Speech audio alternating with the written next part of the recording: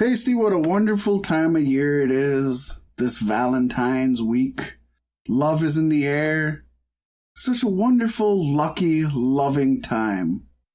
But it's not a lucky time if you're a pro wrestler, because if we learned anything in pro wrestling, it's that they are the most unlucky in love. That is definitely true, Fat Mack. Just look at the fact I think there's only been one successful wedding that's happened inside a wrestling ring. I can only think of one that actually went off without interruptions or somebody going into a cake or a fight or Eric Bischoff ripping off a mask or... Who's that? Who's Eric Bischoff? You don't know who Eric Bischoff is? Who's the couple that lasted the trials of time? Why? That would have been Macho Man and Elizabeth. They were the only ones that had a successful wedding that actually started, went through, and ended, and by the end of it, everybody left happy, and there was no other shenanigans or horseplay or nothing. At the end of it, they went away married. So that the shenanigans and horseplay disqualifies Triple H and Stephanie, because there was that one storyline breakup they had. The fact that he drugged her when he married her, I think just that alone is already a shenanigan. And they lasted the time. That's love right there. Commitment. Definitely a rough place. Anybody that you hear any stories of wrestlers that brought their wives or girlfriends on the road with them or got hooked up in the wrestling world, I mean, 9 times out of 10, they broke up, they died, or they ended up screwing another wrestler. Right. Wrestling is not the place to find love. Just ask Nancy Benoit. 'Tis the season, friends. Yeah, stare at me. Stare at me, because you know what you did was wrong. Sounded like Angela Lansbury furiously typing away on a typewriter on Murder, She Wrote. I thought all of a sudden you got an amazing idea and turned to your 1950s typewriter and busted it out real quick. Got a great idea for my story! Fuck podcasting. I'm an internet journalist. With a typewriter. Just gonna fax all my shit in. It's got Bluetooth. Don't worry about it. Oh. Well, Paystee, let's drop the dime on the folks that give us dollars. It's the season where you're with the one you love the most, you hold them close, and it just fits. But it just doesn't fit quite as well as Qualities. Brought to you by Qualities T-Shirt Co. of Wilmer, Minnesota. Owned by my homie, Dat Dude Saint, who's bringing a wrestling event to Wilmer with the helps of our friends at AWF. It's good stuff. It's great. You want to hit them up on Facebook for all your T-shirt inquiries. The white tee sale is over, but the deals don't stop there. Great quality T-shirts. We'll have some in our stock houses soon enough. And of course, you think of Valentine's Day, what do you think of? Hearts, blowjobs, and monster wear clothing. That's right, all your small run or bulk orders on decals, stickers, t-shirts, hoodies, hats, glassware, jerseys, and many other types and styles of fabrics, along with custom graphics and logo design services offered. Monster Wear Clothing is your one-stop shop for all your branding needs. Hit them up on Facebook.com/Monster Wear Clothing. My good friend Corey Matthews will take care of you. And you can take care of yourself in just 152 days at the event to end all events, the Cosmosis Imploding Galactic Get Down. Make sure to set your phasers to fun and prepare to celebrate the 50th anniversary of the Apollo 11 moon landing in interstellar style at the 4th annual Galactic Get Down. And folks, unlike the moon landing, this is actually happening. A 3-day outer space themed music and camping festival located in the outskirts of Houston, Minnesota at the breathtaking Outback Ranch. Yes, folks, with 2 stages and no overlapping music, there's something for everyone at Galactic Get Down. The festival is family-friendly, and there are plenty of activities on site. The festival also provides a variety of artists painting and creating all weekend. There are independent food vendors to satisfy every craving you may have, and with craft and art vendors lining the paths, you will definitely find something to add to your collection of festival gear. And on February 14th, 2019, NASA intercepted a transmission emanating from somewhere deep in space. A coded series of blips and beeps transmitted on a loop. When translated, it appeared to be a series of words and names. They were just finally able to put it together, and folks, the message reads, Zach Deputy, that one guy, Cass Haley, Heatbox, Frog Leg, Smokin' Joe, Reed Grimm, Space Monkey Mafia, Mace Simpson, Big Zach's Hip Hop Showcase featuring Flow State, Lifted Minds, and Goop City, Gin Strings, Space Monster, Porky's Groove Machine, Earth to Clark, String Dingers, Spare Change Trio, Splimit, Undercover Orgasm, I know those are your favorite, The Missing Letters, Karate Chop, Silence, Hot Pink Hangover, Granola, High Rise, Whiskey for the Lady, and Mikey D. Wow. Yes, July 18th, starting at 7 p.m. through July 20th, ending at 12 p.m. Let's get weird! Tickets are available at galacticgetdown.com. Now, we do have to regretfully inform you that the early bird special has ended because you're no longer early. But admission to the greatest weekend of your life is still available and is still only $110. Folks, that is tax included. $110 solid, you're in. Don't be the suit that pays more at the gate. And as always, Galactic Get Down is brought to you by our good friends Dead Larry, Seahorse Productions, and Vicarious Visions. Yes. That $110 is worth every penny you're going to spend. And I think this year is possibly the most diverse lineup I've seen at a Galactic Get Down. And we've been to all of them. I mean, if they haven't had something for everybody in the past, they definitely do this time around for sure. And because of the Galactic Get Down coming so soon, Fat Mack finally went out and decided to bring back a little bit of a beer tasting to the show. And I got myself a Boulevard Brew Company Space Camper Cosmic IPA. Ooh. It's a juicy, hoppy blast, they say. Is that milk from the man tits you get from the hormones? That, yeah, it is. Why not? Let's go with that. A little lighter than I like my IPAs. I like a little more kick of a hop. But this would actually be good at a festival because it feels, or at least it tastes like it would hydrate me more than other beers. But still at a 5.9% alcohol per volume isn't bad. Check out the Boulevard Brewing Company Space Camper Cosmic IPA and enjoy. Oh, it's got to be good. Boulevard never lets you down. No, it is. It's very good. You can taste the hop. More of a summer drink.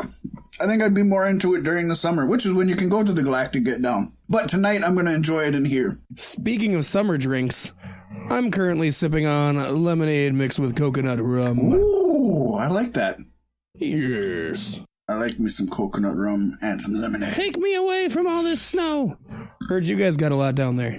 Yeah, it's starting to pile up. It's just been a little bit at a time, but it's been adding up because it's been so cold, none of it's melted. Yeah, we got just under a foot here with the last big fall. Nice layer of ice covering the roof. That's always the bitch. But what's even more of a bitch pasty is our top story of the week. Yes, folks, we here at Beef Sticks Podcast again have to regretfully inform you of another passing. They happen all too often, but, there's 1,000,001 great wrestlers and they can't all live forever. They can't all be immortal like Hulk Hogan. And with that, I have to tell you that WWE Hall of Famer and the first Triple Crown champion in WWF history, Don Pedro Morales, passed away this past Tuesday at 76 years of age. Our deepest condolences to the family, the friends, and of course, his fans. Morales was a very decorated wrestler. A lot of the listeners might not recognize the name, or might just maybe recognize the name but didn't get to see him in action or know much of him. He had a number of accolades to his name, which included his reigns as WWF World Heavyweight Champion, WWF Champion, WWF Intercontinental Champion, and with that being said, he was recognized as WWF's first ever Triple Crown champion. In addition to that, Morales was the first Latino to hold a major world championship in the United States, and he's the longest reigning, and this is combined days, not all at one time, WWF champion and Intercontinental champion. Those two combined. Morales was inducted into the WWF Hall of Fame in 1995, and in the Professional Wrestling Hall of Fame in 2015. We bid Don a farewell. Yeah. Man had some huge accolades. I am one of the ones who I've heard of him plenty of times in the past, but I never really went and watched his matches. Yeah, and I think as sad, and it's super sad when any superstar passes away. Of course, the younger, the sadder the circumstances.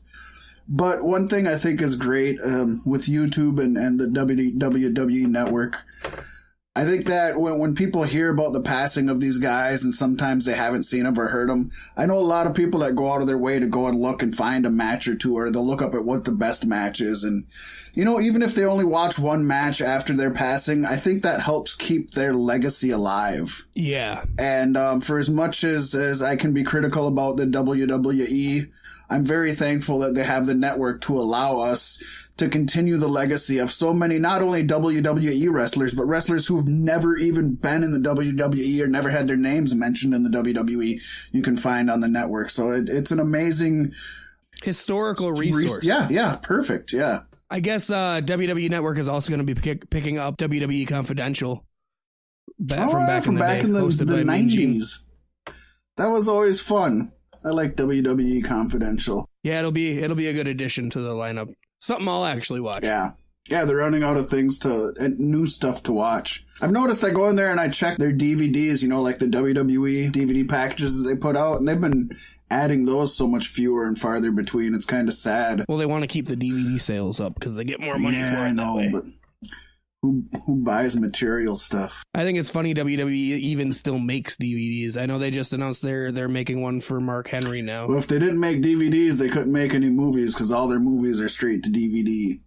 Right, well, I mean, movies, I know what you mean, compilations and collections. As a wrestling product, why they don't dedicate all of that to the network? Because, like you said, I mean, it brings in a lot of revenue, but one reason a lot of people don't do it anymore is because it costs a lot of money to make them if you want to make them good. And WWE usually does make them good and nice and polished. So yeah. I'd be willing to bet they lose money on a lot of the DVD collections that they put out. But just like anything else, if nothing else, it advertises and it's a worthwhile loss. You can take a net loss on DVDs if you're bringing in, $1 million deals from Saudi Arabia and Fox and USA. That's definitely true. I mean, I can understand a company being paranoid about throwing away too much money. But first up in the Savage Sentinel, it's not paranoia. It's an Uso in a penitentiary. The other one this time. Jimmy Uso was arrested in Detroit for disorderly conduct and obstruction. TMZ released the news that Naomi, wife of the Uso, was driving the wrong way on a one-way street, which will usually get you pulled over. And it did, because when police pulled them over, they stated that the car reeked of booze. So they had Naomi step out of the car. Jimmy got out of the car and, in natural everyday fashion, much like stepping into the ring, took off his jacket and shirt, despite the officer's commands to remain in the vehicle. Jimmy did begin complying once an officer took out his taser. That'll do it. Don't tase me, Oos! Will this affect the match between the Usos and Team Mizmack at Survivor Series or at Elimination Chamber. It's all the same thing. They're all just a blur. WWE released a statement regarding the arrest, saying Jonathan Fatu is responsible for his own personal actions. So basically, they're hands off. Fuck it. It's gonna happen. Come on, Oos. You ain't been down since day one-ish. Let's go. Down since, I think, day 3 or 4. Been down since 5-0-ish. They're gonna have to win the Beefy next year for best drinking. They might have to. wrestlers. The Usos can't help but get in their own way. And WWE seems to always be willing to look the other way, but I feel like they can only do that so many times. What if this was Jey Uso and he just was like, no, I'm Jimmy? It could have been. You don't know. You don't know. It's like, Jay can't take another hit, but man, I'm clean. Right. Go ahead. They did the twin magic. like Jay rolled under the car and Jimmy rolled out from under the car as soon as they opened the door. He just hangs out under the car whenever they're driving around. That's why he got out before the officer came, because they had to switch real quick before the officer seen the inside of the car. Tag me in, bro. Tag me in. Yeah, we're making joke, but this is sad. We don't know that either of them were intoxicated. Common sense tells me if she was driving the wrong way on a one-way street and the car reeked of booze, odds are that they probably were drinking, one if not the other. But it's sad. It's sad. Naomi and Jimmy are just both talented young superstars. Just don't get in your own way. Quit it. Honestly, the sky's not the limit for them in WWE. They don't push them to the level they should, or at least the Usos. But Naomi would feel the same way, and I could see that where that would potentially drive somebody to drinking more. I don't know. I think the Usos are consistently the top tag team. Yeah, right there. So how did they not push them the way they should? How much higher then can you get than the top? Come out dressed up like clowns and spray water. Well, the New Day already has that. They've already got that gimmick. I don't know. I mean, it's sad. You never like to see anybody's personal demons catch up. Who knows? Hopefully it's just a speed bump and their highway to success. I just know this time of the year in Detroit, I would not be taking off my coat and shirt outside. Yeah, no shit. No, it's cold. Yeah. I'm fine. Right? Another hint that he may have been drunk.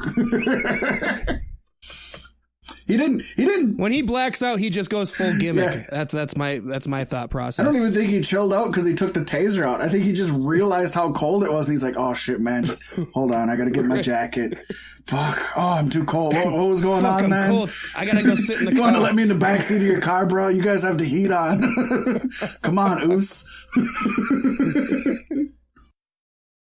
Love it. Undertakers taking other takers' bookings under consideration. Yeah, it's a mouthful. Folks, last week we broke news that The Undertaker finally opted into Twitter, and his account has a booking email attached to it. Well, he already has a booking. Undertaker is slotted to be at StarCast 2 in Las Vegas, Nevada, the weekend of Double or Nothing. The dead man joins a whole host of who's who's alongside names like Sting, Bret Hart, Scott Hall, Kevin Nash, Jim Ross, Eric Bischoff, Bruce Pritchard, and Tony Schiavone, and many more from wrestling promotions across the globe. Dave Meltzer did report that Undertaker's bookings are set at $25,000 per hour for appearance, but he isn't taking any bookings until the summer. Bummer. I do want to add that Ric Flair is also supposed to be scheduled to come to StarCast. He was scheduled last year and didn't make it due to conflicts, even though it was his son-in-law's major event. But he swears he's going to be there this year. As far as The Undertaker, he may be taking bookings, but I doubt he'll be taking any bumps. Yeah. Man, do you think wrestlers in the 80s just weren't keen on the wrestling terminology yet and were just confused, and that's why they were all rampant coke addicts? like the promoter came on and was like, "Hey, do you take bumps?" And Warrior's like, yeah, I didn't know I needed to. Oh, fuck yeah. Ooh, my warriors into the cosmos with the rocket ship. Yeah, that's great. I mean, bumps were the big thing back then. You could easily confuse a person with that kind of terminology. Yeah, this StarCast 2 is awesome. I'm glad he's doing another one. As everyone else who puts on a big event, after the event, he swore he'd never do it again because of how much work it was. But obviously, with so much critical success, praise, and financial success, we all knew it was going to happen. I'm just bummed that I'm not going to be able to make it this year again. Right. But, well, fuck, I had thought we would have a year before the second one. At some point, I'm going to have to start setting money aside. And honestly, at this point in my life, I think I'd rather set money aside for StarCast than to set money aside for like a big WWE event or something. Like, I'd really love to go here. I got my eye on that Jericho Cruise part, too. Well, that would be very fun. But cruises are kind of a hit or miss thing, man. You sign up for Jericho Cruise and you get Fire Festival. It's like, ooh. Well, it didn't happen the first year. So I can assume it'll be good. Better, probably, the second year. I don't know. I'm sure it will be. I'm excited for that one, too. That would be on my list of things that I would actually save I'd rather money do up that for. than go to a Mania. Yeah. I'd rather do either one. Even if I was able to be in town for the full week, you know, give me the Jericho Cruise. Yeah, I'd do either one of them before Mania. Mania's more about everything else going around before Mania than actual WrestleMania. As much of a letdown as Mania's been every year, and don't get me wrong, when you're there, I'm sure it is a million times better, just the experience. But even still, I'll spend my money elsewhere. But one place that money's getting spent is from Nickelodeon to John Cena's wallet. Because, Paystee, it's announced that the man that you cannot see, you will be able to see on the reboot of Are You Smarter Than a Fifth Grader, which will be airing on Nickelodeon. And they promised that the show will feature a new format and the addition of a new cheat, even though John Cena doesn't cheat. He's all hustle, loyalty, respect, no cheating. Yeah. He won't let you cheat. I think I'm going to cheat. No, that's not an option. But it's on the board. No. He just fucking whaps you with a steel chair. That'd be awesome if one of the cheats was Cena would just whap one of the kids with a steel chair. And then he can't answer. No, good for Cena. Cena keeps making moves, and I love that he keeps making moves in the young market. Like Nickelodeon exclusively, it seems like. Yeah, other than blockers. He seems to really be on a Nickelodeon kick, which is good. I think it's great. But I'm talking for kids' movies, not for kids' stuff. Yeah. His kids' marketing is pretty much Nickelodeon exclusive. Almost makes me wonder if he's going to own Nick one day. He's definitely, I think Nickelodeon is smart to want him to be the face of them for a while, because you couldn't have a cleaner guy as their face. I mean, he's not going to go out and pull a Jimmy Uso on you. So I think they're smart for that, and I think John Cena is smart for hitching his horse or his carriage to Nickelodeon's horse, because Nickelodeon not only has such a strong tenure and has been around and is just woven into the lives of so many people. It's been around almost my entire life. It's been around your entire life. Many competitors have come, Cartoon Network and Disney Channel, and some have been so much better. Both Disney Channel and Cartoon Network had their times that they were bigger, but as of right now, I think as far as kids networks go, I think Nickelodeon's the lead in the pack. I'm looking forward to this. I feel like John Cena's a better fit for a game show host than Jeff Foxworthy ever was. So. Jeff's done a few game shows. I mean, to me, I don't like the concept of the show. So I've watched it and it's like, yeah, it's funny. But I think it makes more sense that it's on a kids network now than on regular broadcast primetime TV. I think it's better to be aimed at a younger audience and maybe a family, like the kids and their parents, than it is for primetime CBS or whatever the fuck it was on. Well, Foxworthy's out. Rusev and Lana are out. Ronda and Sonya are in. Apparently, the new head over at E isn't a big fan of the Bulgarian brute and ravishing Russian, as he has decided to remove the couple from the show, stating they don't work well with the show's demographic and feel, all in all, too slapstick. Sonya Deville was announced to join the cast, and rumor has it Ronda Rousey is also in consideration.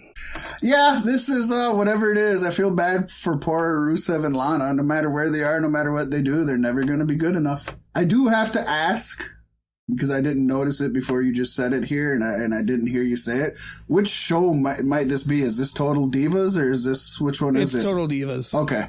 Yeah, I suppose I didn't say it all. Yeah. What show it is. It was implied. Yeah, it was implied, and that's what I figured it was, but I know they got like three shows that I know of, and there might be more, so I was just Beef Sticks Podcast is an ARG you play along with every week. Yeah, you damn right. We're just leaving the clues. Figure it out. Oh, yeah. And our good friend Jake Hager, formerly Jack Swagger, is actually already scheduled for his second MMA fight, Paystee. Hager's going to compete at Bellator 221 on May 11th at the Allstate Arena in Rosemont, Illinois. As for his opponent, to be determined. They're keeping it a secret. It's going to be Brock Lesnar. He might take on the ever-elusive Vacant. Oh, no, that's just WWE. Bellator don't have that guy. He doesn't run rough shit in Bellator. Throw right? CM Punk. That would be so sad. Right, Punk would just... Oh, man, I could see him trying to take on Jake Hager. God, that would be so sad. No, it's good. It's good for good old Hager. He's doing good on the independents. He's trying to do something in MMA, and at least he's sticking with it, and he's going, and he's doing what he wants to do. He's another, he's not a booming success story of life after WWE, but he's still a success story of life after WWE. Well, he's also still writing that story. For sure. He's got a long way to go in both his independent and MMA career.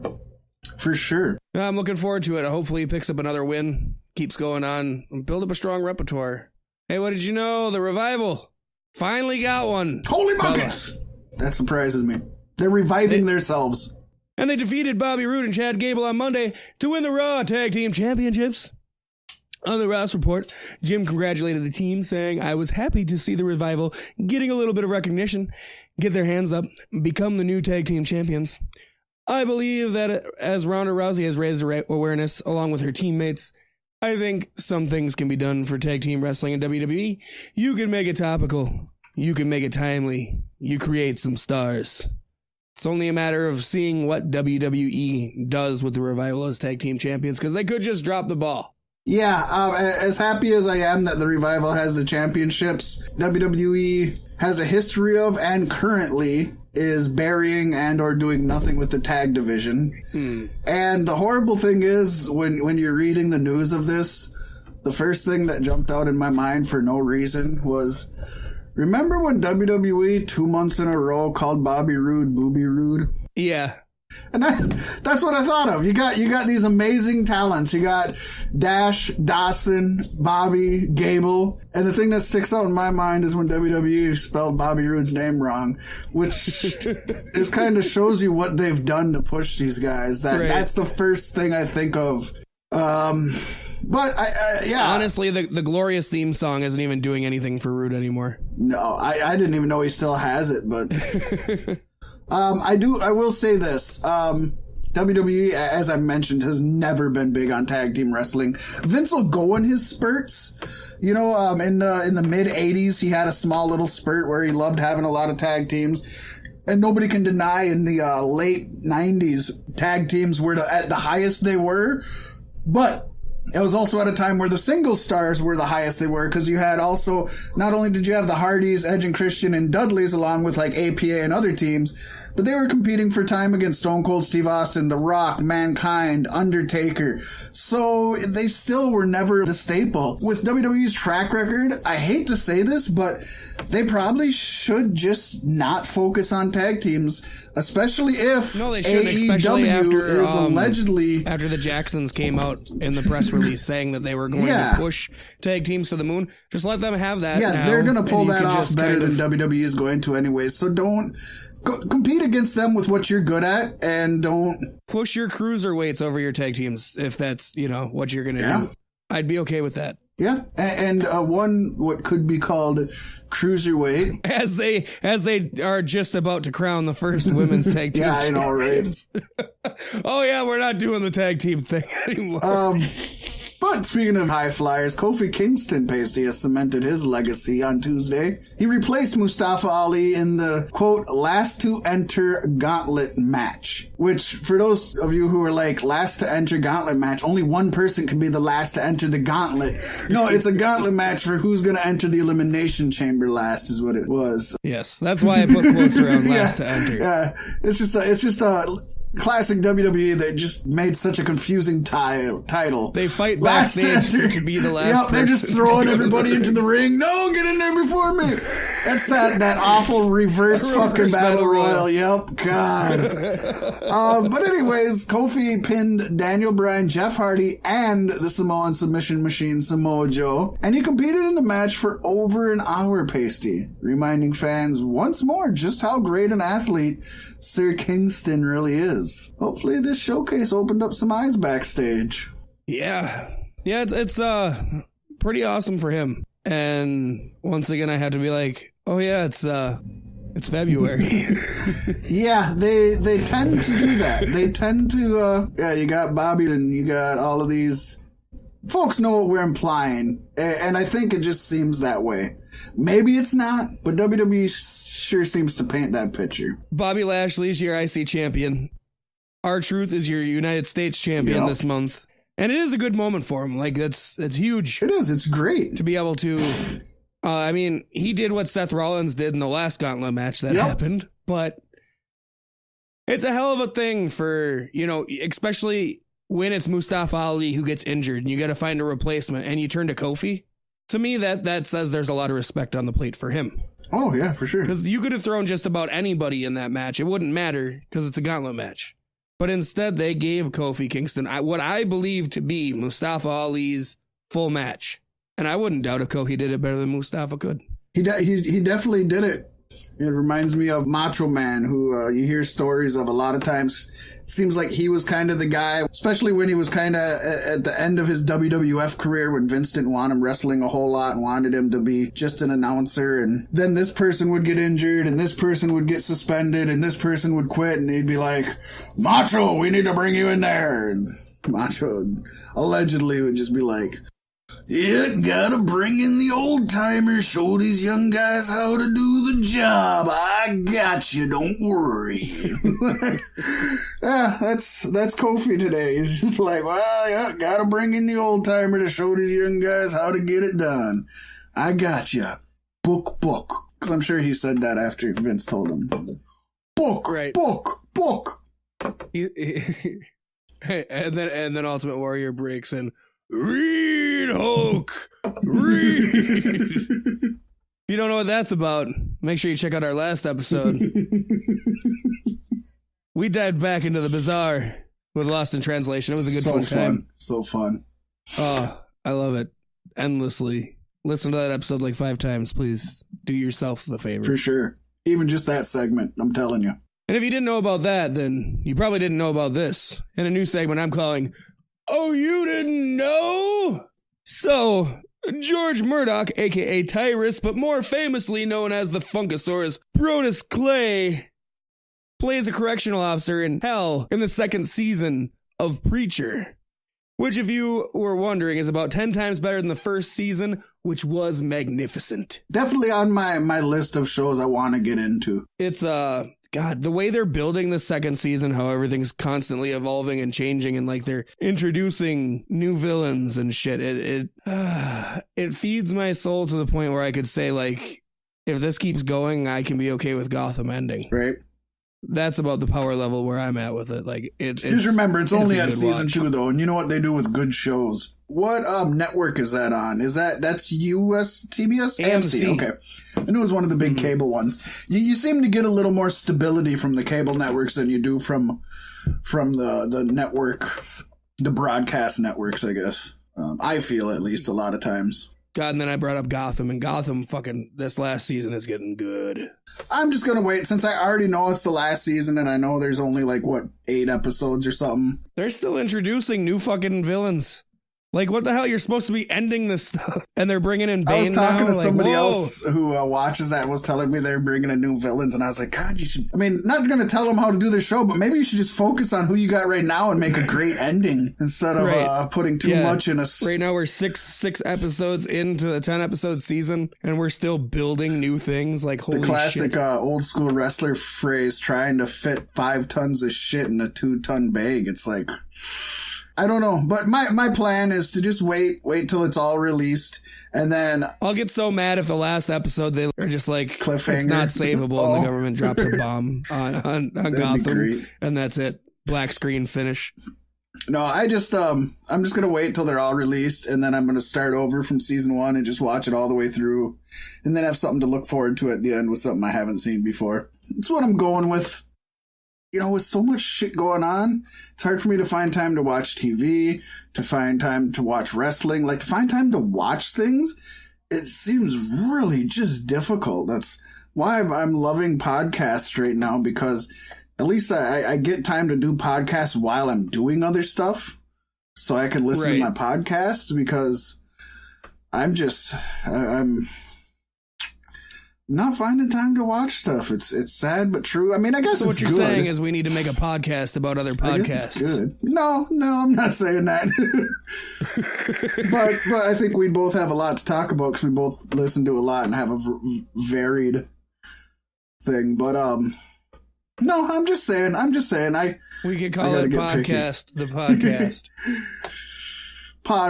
I'm already working on it. I got a graphic in my mind. It's happening. Podcast cast. It's the podcast within a podcast. Yeah, no, I think we would be unlucky, and it could lead. That could be the one thing, Paystee, that would lead to our inevitable breakup. It most definitely would. Because if wrestling's taught us anything, it's that every great couple, every great group, every great duo, they break up, Paystee. All good things come to an end at some point, some way, some fashion. A wise man once said, "Nothing gold lasts forever, pony boy." And that man was a woman. S.E. Hinton, unless I'm making that name up. No, that sounds about right. I think it's wrong, but it's something. Also wrote, "Stay gold, pony boy." Stay gold. I know, right? It's so... Nothing stays gold, but you stay gold. You stay that way. Typical woman, just can't make up her mind. But... I already started wiping my gold off and shit. But... since so many couples break up in wrestling, and since it just seems to be a staple of pro wrestling, and since this is the time of year, not just for love, but for heartbreak, I think there's more sadness around Valentine's Day than love, whether it's right, wrong, indifferent, or other. And historically. Good old St. Valentine's Day Massacre. That was a rough time. But Paystee and I have accumulated a list as we like to do. We like our lists around here. Sometimes. Some people do their top 11s and some people do top 8s, and you know what? We're traditionalists and we like our top 10s. And so we got our top 10 wrestling breakups. So these are wrestling couples that made an impact in the lives of fans and then made an impact when they no longer were an item. And this can be shoot or this can be work. This can be IRL, or this can be kayfabe. This can be real life, or this can be pretend. Trying to figure out why my pussy is all wet. Yeah, well, Valentine's Day, man. Folks, the IRG has come to an end. So with that, Paystee, let's start off with our number 10 Unlucky in Love Wrestling Breakup. Who could forget the iconic duo of Undertaker and Sarah, the woman he loved so much he rose from the dead multiple times to be back? It wasn't the urn, it was Sarah's heart. Sarah! He loved her so much he got her name tattooed on his neck and dragged his thumb across it weekly on television for the masses to appreciate the art that was his love for her. She was even included in WWE's storyline with Diamond Dallas Page when he maliciously and viciously stalked her and showed up at their home much like Samoa Joe did to AJ Styles, but in a better fashion. One of my favorite American Badass Undertaker storylines, and I know most don't agree with me there. One thing I do want to mention, Paystee, is that folks may not remember Sarah, the character on TV or nothing, but like you said, she was iconically tattooed on Undertaker's neck. Was obvious when they had broken up, even if you didn't read the dirt sheets, when her name mysteriously vanished from his neck. Which, by the way, getting a tattoo on your neck is super painful. Getting a tattoo removed on your neck, gosh, you really gotta dislike the person for that. Yeah, it would be much easier just to get it covered up. And another thing I want to mention, with Sarah's name being on Undertaker's neck for all those years when we sat and loved Undertaker, we all know that it was Sarah, S-A-R-A, without an H. Because we all seen it every day. Definitely, it was a real life issue. I know I have heard why they split up, but I didn't put the research in before we talked about this, and I don't quite remember what the deal is. Definitely made its way into storylines. Not one of the biggest ever, but one that people are going to remember, and one of the largest personalities in pro wrestling with Undertaker. Up next, we have Edge and Vicky Guerrero. That's right. Coming in at number 9 is everyone's favorite power couple. Excuse me! This was just fun. It was something. I think their relationship was fun, and I think their breakup was even better. The breakup was my favorite part. The breakup was good. Was it, But you know me, I don't enthuse over Vicky Guerrero in any way. And I always did. Not that I enjoyed her, but I enjoyed how much I disliked her. She wasn't somebody I disliked and didn't want to see. She's somebody that I disliked so much I looked forward to seeing her so she could get her comeuppance. Which is to me, the perfect sign of a heel manager. It probably is. But to the point where it would make me want to change the channel. That's where I'm like, you know, there's that fine line. And she was too fucking obnoxious for me. And then, I think, wasn't it Triple H that had to show Edge the video, or Vicky the video of Edge cheating on her with his makeup lady? Yep. Was that not at the wedding too? I think it was like right before the wedding when he was out there. Again, this is another classic pro wrestling wedding. He's out there in the ring, ready to get married, and she's backstage, and that was when Triple H showed her the footage. I think it was fun. It was a good storyline. It's memorable. Very clear to see that Edge was just using her to stay at the top the whole time. Yeah. And she was blind to it. And it's a classic storyline. I mean, it's been done before, but I think those two did it well. Edge can play anything. They probably did it better than anybody else. Edge can play any role you ask him to play. Yeah. And Vicky, I think, can only be an obnoxious heel. I'm so glad she's gone. Although I'm not glad about her next up-and-coming number. That's number 8. Because it's great. Billy and Chuck. Billy and Chuck. I loved this stuff. I did. Yeah, it was stupid. It's so iconic that this happened while I really wasn't watching wrestling, and I remember this. That's how iconic this whole thing was. This is Vince McMahon in a fit of power rage. You and him look good together. You're going to tag team. Oh, you look really good together. You're going to wear the same matching shorts. Oh, you look really good together. You're going to kiss. Hey, what do you guys think about getting married on Raw?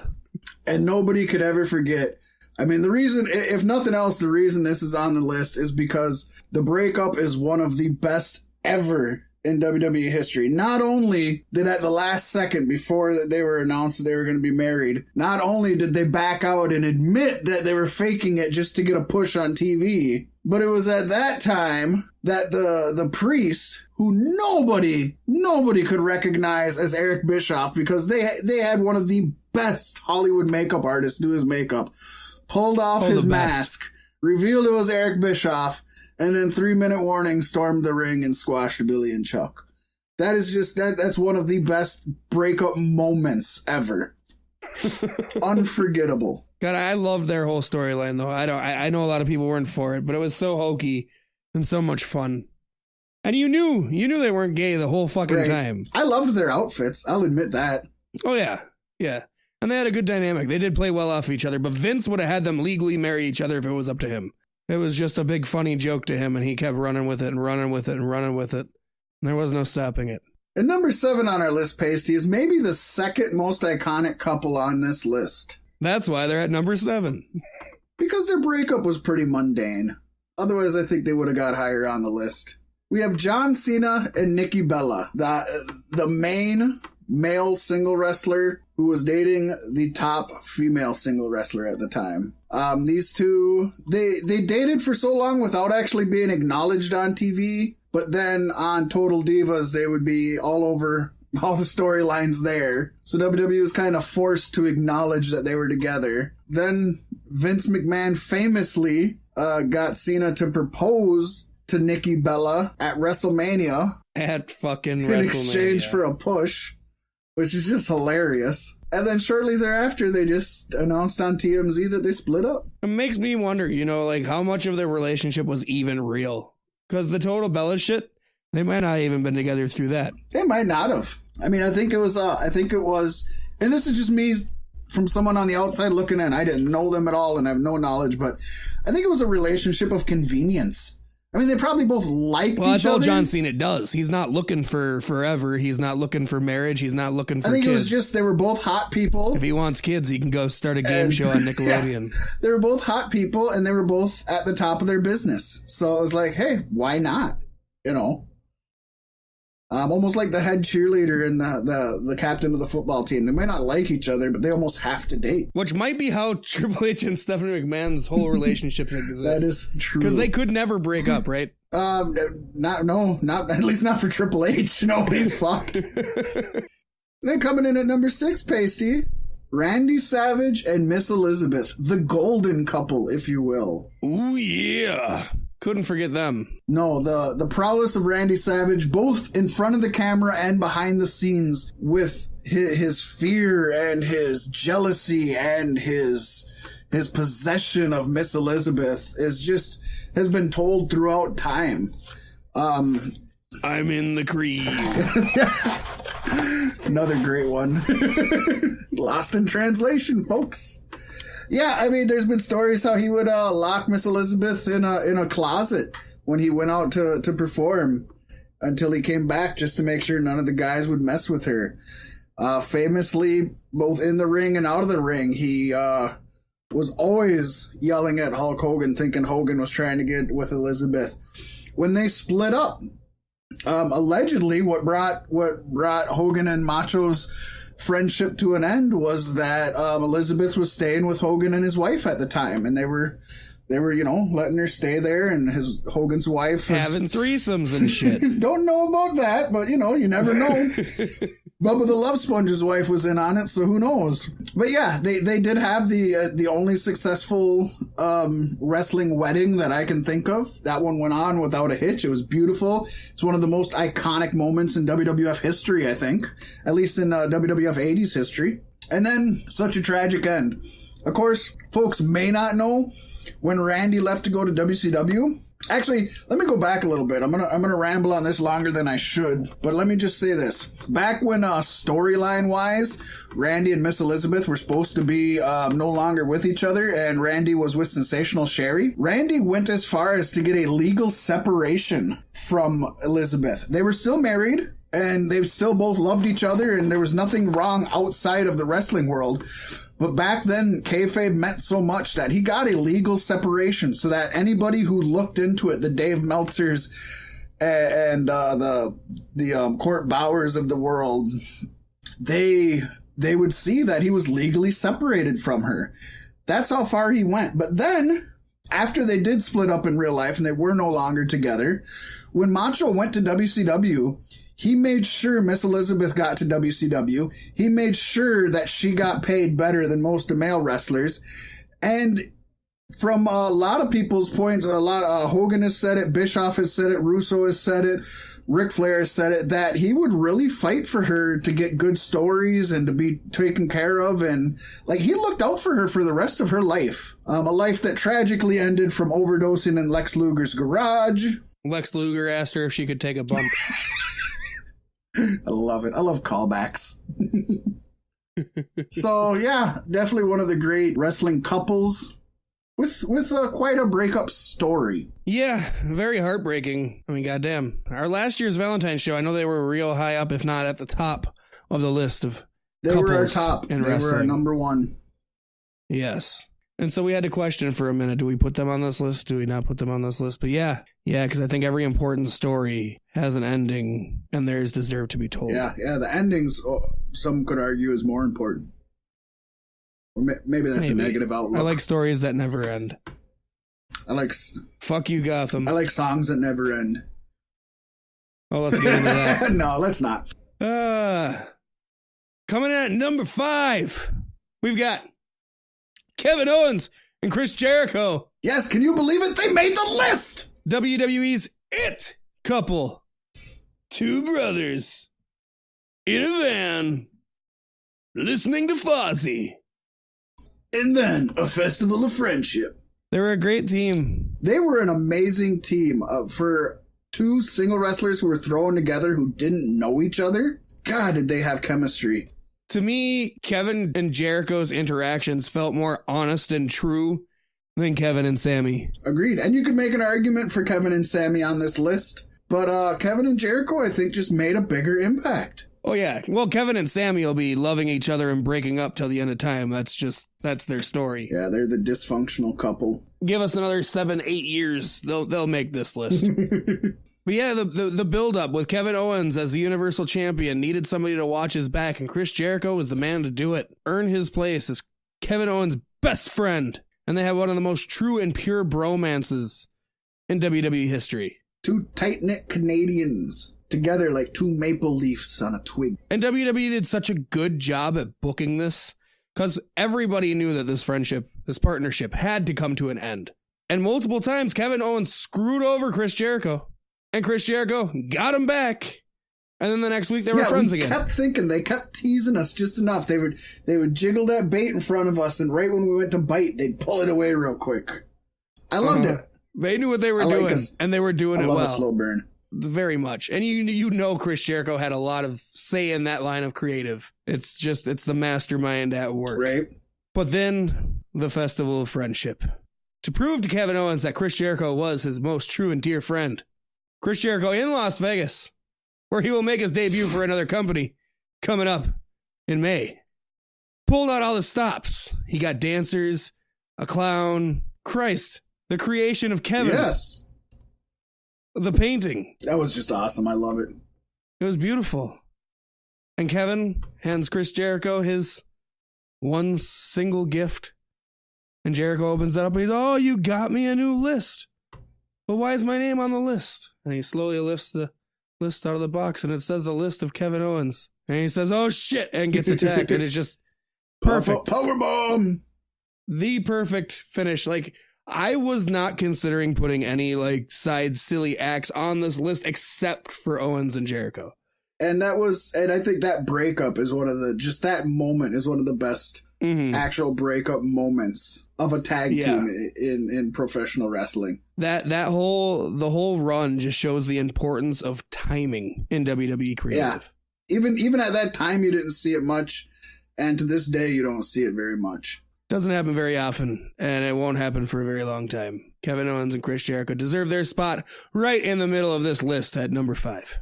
Yeah, number 4, Alberto El Patron and Paige. Talk about a dysfunctional couple. Holy shit. Probably the worst couple to ever get together in the history of wrestling, potentially.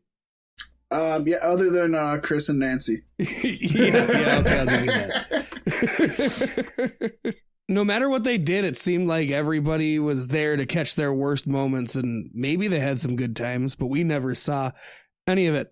And we saw more of Paige in this time span than we'd ever seen. I think any of us would have asked for sure. I feel at least that they had to have had some great times because they seemed like the couple that burnt out really quickly. I think they had some great times. I mean, and just look at Del Rio. I bet he's one of those guys that does the sex good. Oh yeah, he does the sex good. I mean, he's that man. He's the patron. You know what I mean? The machismo. But that's what he calls it. not only was their relationship tumultuous from the beginning, you just heard so much shit, and everybody talked about the age gap. The age gap didn't bother me.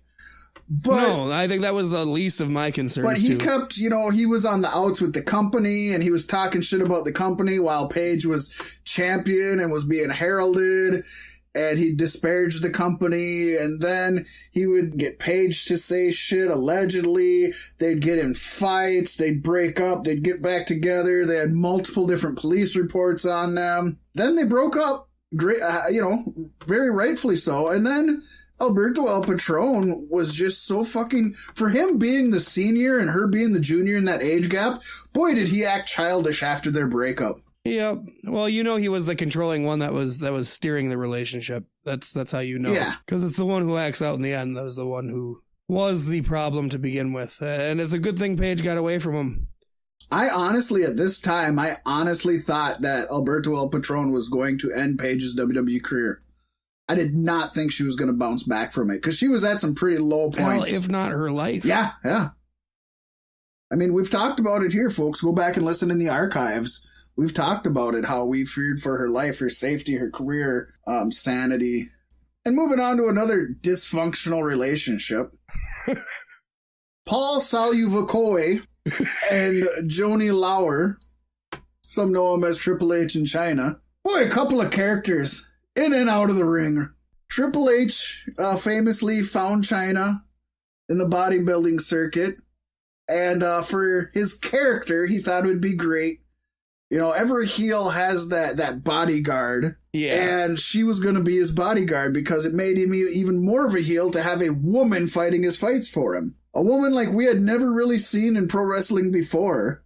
And they soon had a relationship off screen as well as on screen. They were close, they were intimate, they were best of friends, lovers, everything. Within this time, though, as happens, Triple H got into a storyline with Stephanie McMahon, and him and Stephanie McMahon got together while he was with China. Seems to be a running thing. It does.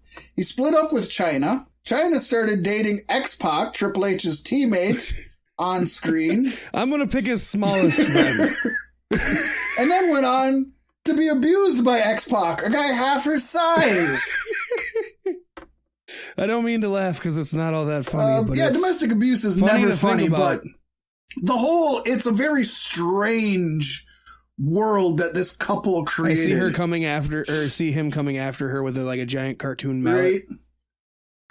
Yeah, this was just a really weird, and then it got really ugly afterwards. Triple H at the very beginning had some very negative things to say, and then as he learned politics, he's been pretty hush about it since then. China went on to be very derogatory with WWE, going as far as to making a WWE themed porn where you can see a Mean Gene lookalike fuck China in the ass. Folks, it's on the internet if you need proof. That's one of those ones I never dug after proof for. I'll take it for what it's worth. China isn't nothing to look at, but the fucking Mean Gene guy is amazing.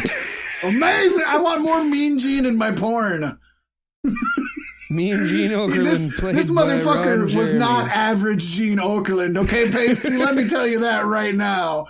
And I happen to know the average Gene Okerlund is a legume. Oh, I don't know. I don't often go back and listen to our own shows because that's just super vain. But man, I've went back and re-listened to both of our Lost in Translation segments, and they just, I know what's coming. We knew what was coming before we read them, and it's just hilarious. It's even better if you're reading along with it while it's being done because you can see it coming and you know where the hits are going to be.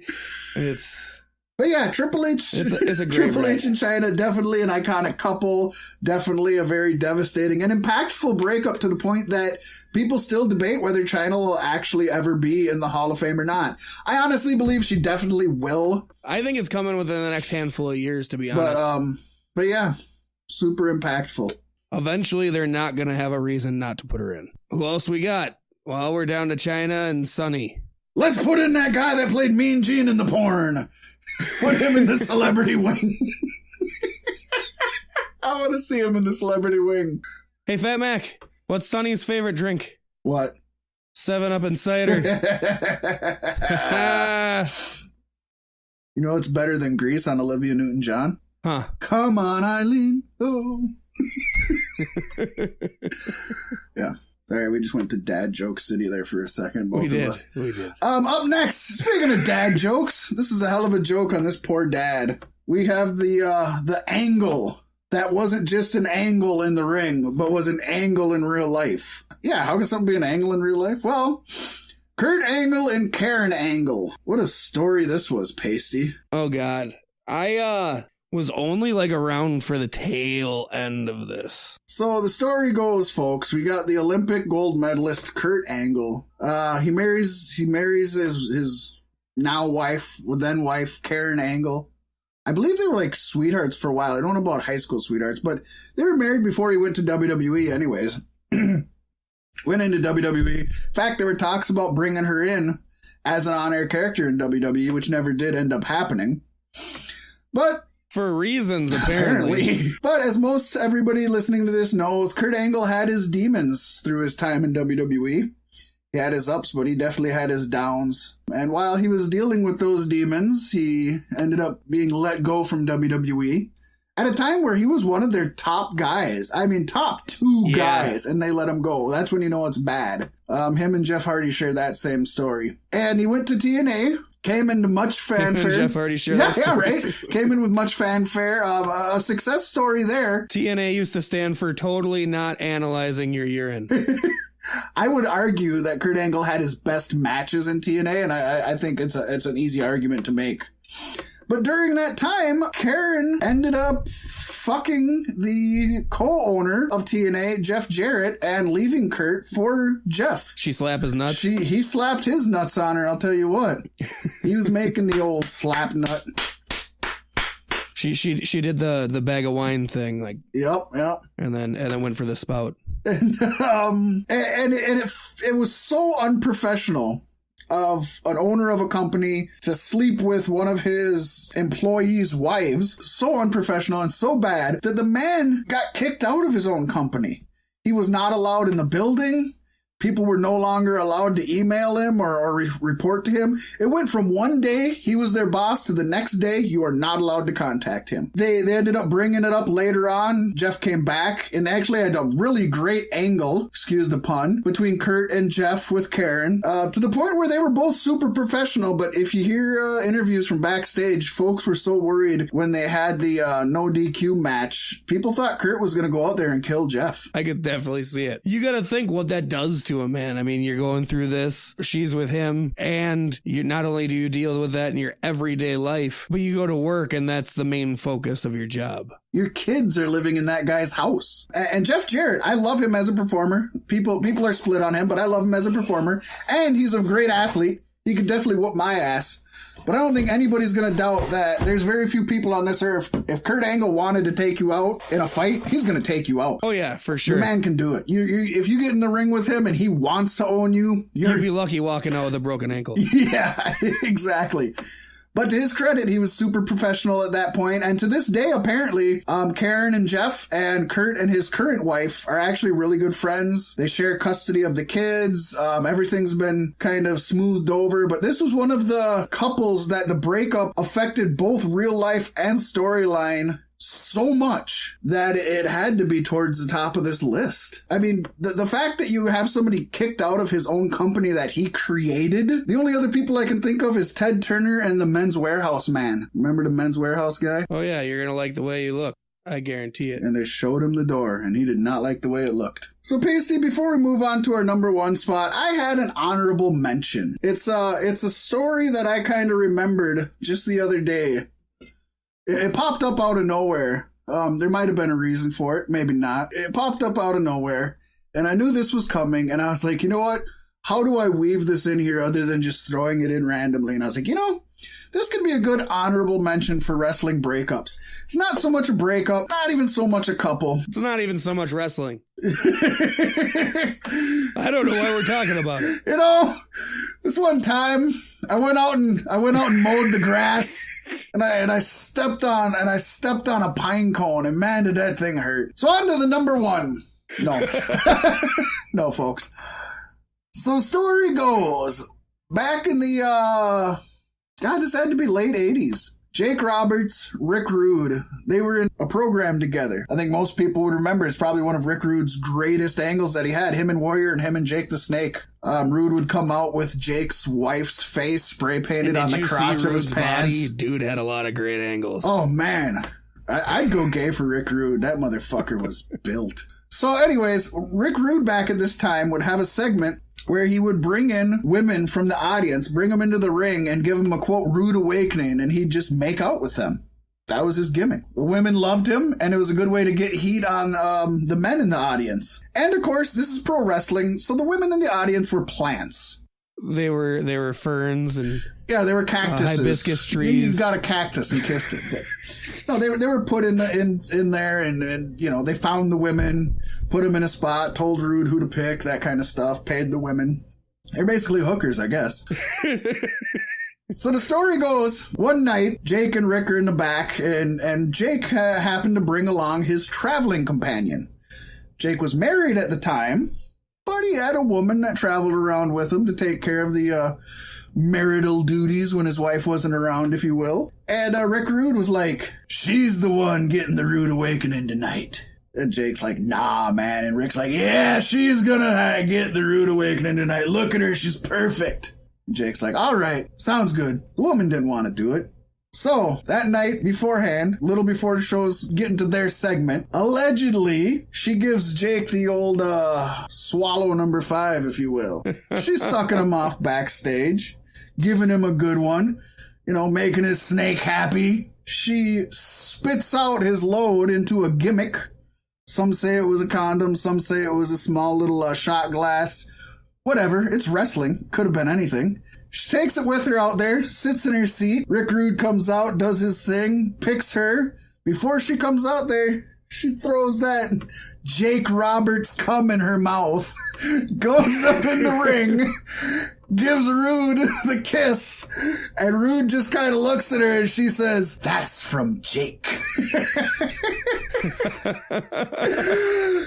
Not so much a breakup, but I felt like it was a love story that had to be told. And it's one of those, it's a great story, but I don't hear it a lot. It's not one of those that makes the rounds a lot. I don't know if you'd ever heard this. Yeah, it's my first time, or not, maybe not my first time, second time hearing that, I'll say. Yeah, just a fun story. That's one dedicated broad. Good little Matt Most rat. women don't like to swallow once. Right? She'll drink that shit twice. What was the number one breakup for our Unlucky in Love 2019, Paystee? Well, the number one slot has to go to version 1, Matt Hardy and Lita. Matt Hardy, Jeff Hardy, Lita all kind of came in around the same time. The Hardy Boys came in a little bit earlier. You know, they were North Carolina guys. Lita was a Canadian who traveled down to Mexico to be trained in wrestling and came to New York. Go figure. I don't follow that either. She came shortly after, and they all had a similar style. They were the young, new face of WWE. They were coming up. They got thrown in a storyline together as Team Extreme because back in the mid-90s, being extreme was the coolest thing, especially if you didn't put an E in front of extreme and just started with an X. Oh, yeah, the X. So they were Team Extreme, and as, you know, wrestling does, traveling together, seeing everybody every day, going through what you go through, Matt Hardy and Lita started a relationship together and got really, really close, really, really in love. And Matt Hardy ended up being out with an injury. He had a wild style. He got hurt. He was out with an injury. So Lita kept going, traveling on the road while Matt was recuperating. Lita had become really good friends with Jeff Hardy, and they were all good friends. Apparently Matt, Jeff, and Edge and Christian were all really good friends. And well, I mean, yeah, you'd have to be pretty close with the people you're putting on the most amazing tag team matches in history. Right. And apparently, I guess maybe because Matt and Jeff were so close, Lita just really became really good friends with Adam Coppola, Edge. And so they would travel together, and Lita or Edge even asked Matt, hey, is it cool? She wants to ride with us. She doesn't want to ride with the other women or some weird guys or whatever. And Matt's like, yeah, that's cool, man. I'd rather she ride with you than some guy who's going to skis on her. Little did he know, traveling up and down the road every day, being lonely. Of course, Edge and Lita ended up getting together, hooking up, and Matt Hardy came back pissed. There's a couple different stories of what actually happened, but whatever did completely transpire, it was enough that Matt Hardy got released and Edge stayed on. Matt Hardy was, at the time, making very disparaging comments on the new thing called the internet back then. And in the Dirt Sheet magazines, he was talking shit about Lita and Edge. He called Lita a whore. He was just really using some vulgar language and being really pissed, as you would assume. Right, yeah. WWF didn't like it. They fired Matt. They really got bad. He ended up getting into drugs, got to a low point in his life. At some point, though, he got sober enough, and WWF seen a good spot in a storyline that they brought Matt Hardy back just to put him in a storyline with Edge and Lita and Matt version 1.0, 2.0. I don't know what he was. Pay him to relive the whole thing over again. Yeah, this was another one where people were really worried what would happen when they got in the ring together. But by all accounts, in the ring, they were very professional. Out of the ring, they just avoided each other and didn't talk. This ended up leading to probably one of the best gimmicks of the early 2000s, and maybe one of the best gimmicks of Edge's career as the rated R superstar. Mm-hmm, having sex in the ring. And yeah, they had a live sex show in the middle of the ring on WWE. Kids, you might not believe this, but this literally happened. And long before there was such super access to internet porn, so many young kids got to see a little titty action when Amy popped out. Yep. In the middle of the ring, Lita was literally naked underneath there, and she popped out. Apparently, Lita hated the angle and hated the live sex show. Edge apparently had no problem with it. Of course.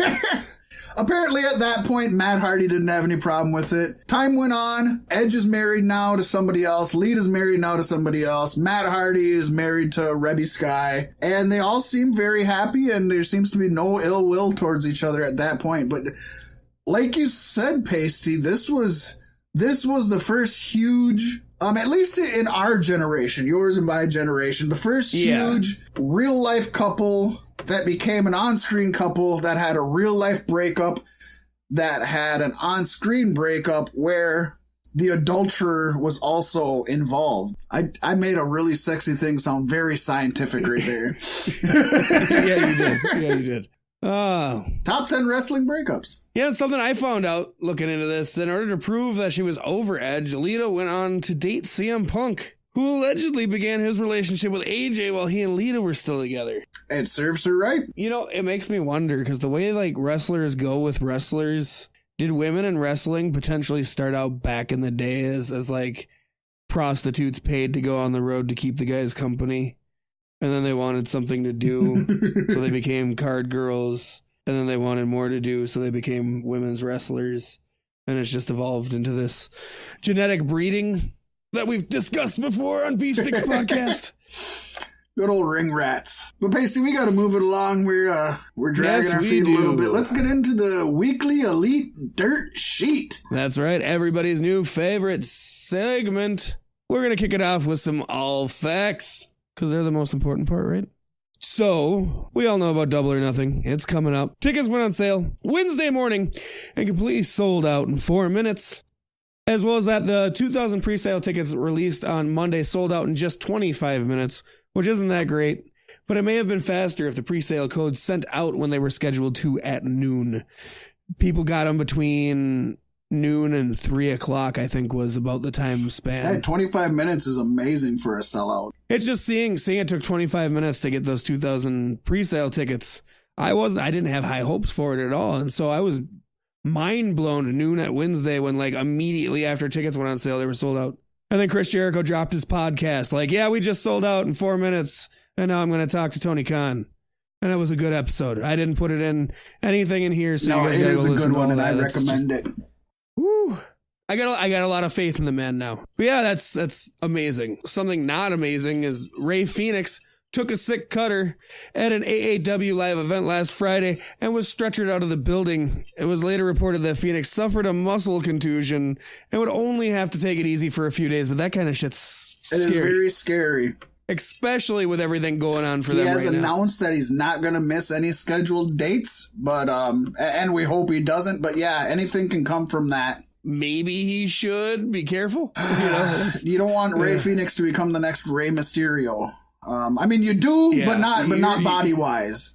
Yeah, but seriously, like, he is on his way to being one of the best. Oh yeah, ever. He easily could, but he doesn't want to. Don't burn that candle too bright, so you burn it out. And after performing with a fairly damaged meniscus the last few matches in Ring of Honor and New Japan Pro Wrestling, Cody finally underwent surgery on his knee earlier this week. It went well with no complications, and Cody is scheduled for a match at Double or Nothing, and even claimed in a tweet that he had 3 options on the table when a fan asked questions about last week's segment by the Nightmare Family. Yeah, I hope everything goes good with him. He's a cornerstone. He has to be at Double or Nothing. We want to make sure that he's there. We want him to... He's not going to be closing. That's okay, Paystee. The center stone. Is that like the center square? Isn't that the favorite square, though? Squares? That is. I mean, I guess he is like the guy that's the guy in the company. He kind of is. That could be good. Could be sad. I love it. I think he's got a great business brain. He's not my favorite performer in the group. In fact, out of what you would call the four vice presidents, he's probably my least favorite. But he's the most suited for the position of vice president for sure. I guess we'll see. None of them have any. I just think he's got experience. The brain for it. If he's got Dusty, if he's got a sliver of Dusty's and business it seems acumen, like he does. He's got doing all right. Fucking charisma. He's got balls, if nothing else. The man's not afraid to, excuse the pun, go all in. Doop-doo. Well, speaking of AEW the facts, we got one more fact, and it is announced that Double or Nothing Paystee is going to feature a triple threat with Britt Baker, Nyla Rose, and Kylie Ray. This is going to be really, really, really good. I like this better than the thought of like Kylie Ray versus Nyla Rose. I'd much rather have this be a triple threat. I think it makes things a little bit more level, and it's going to be good. Oh, it's going to be fantastic. And I think that Dr. Britt Baker is a great get for the company, and she's going to be a main name. The only question to me, and it doesn't have to be one or the other, but the only question to me is Britt Baker going to bring Adam Cole to All Elite, or is Adam Cole going to bring Britt Baker to Adam WWE? Cole's going to All Elite. I think he knows if he hit the main roster, he'd be Dolph Ziggler. I fear for him on the main roster, and I think he could definitely be a world champion in All Elite. Can you, if Vince approaches you in NXT and says, hey, you're going to the main roster, can you say no? Well, I mean, you can always tell your boss you're not going to do what he tells you to do, but if you have a contract, you're going to be in breach of your contract. So, I mean, as his boss, he has to do it. He has to perform on what shows Vince tells him to perform on. And, I mean, Triple H has been public about saying he would like to not let some wrestlers go to the main roster because he knows they're not going to be used right. But he doesn't have Vince the stroke. wants that it's happening, so... Yeah, I mean, it's your boss. If your boss at work says, today you're not working in this department, you're working in that department, you have the right to say no, still gonna wind up there. You're probably going to go home. Yeah, you're either going to end up being there or you're going to go home and not get paid. But Paystee, what can be even more fun than the facts is the innuendo. Right. And we got all the innuendo. Yes. Dave Batista is the newest name on the slate of speculation. That's a new Beef Sticks coined term because we've used it 2 weeks in a row. It's my own personal list. as Chris Jericho tweets a photo of the two mammals together. You know, the beast and the goat. Or not the beast, the animal. Wasn't he the animal? And the goat. Yeah. And the lion. Well, he's peeking out from behind them in the picture. He's there too. Yeah, he's there. He's there. It's funny how the lion became a goat. Like, that's kind of downsizing, but okay. Is that a dig on Chris Jericho? Because he used to be the lion tamer. Yeah, there you go. The lion heart. Now he's a farm animal. Well, before he was just the heart of a lion. Now he's a whole goat. I mean, that's got to say something, right? I mean, come on. We've all played Goat Simulator. You can do a lot with a fucking goat. That's a very fun and stupid game. Yes, yes. Yes, Batista. You know what? This would be so fitting. WWE has snubbed him so many times, and he would be the only other big name attached to AEW, at least at this time. There's Chris Jericho and Dave Batista. I don't think there's anybody else that people outside of wrestling, even casual wrestling fans would even know. I wouldn't want Dave there for long. Maybe Cody Rhodes. I think he could be good in a main event picture. And he could even be good holding the title for a little while. I think you give him a decent title, but not right away. And he loses it and tries to get it back and then kind of goes on his way. Because I think long-term, Batista and AEW could only damage the product.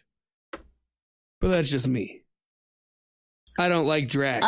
I've never been a big Dave Batista the wrestler fan. So for that reason, I'd say yes.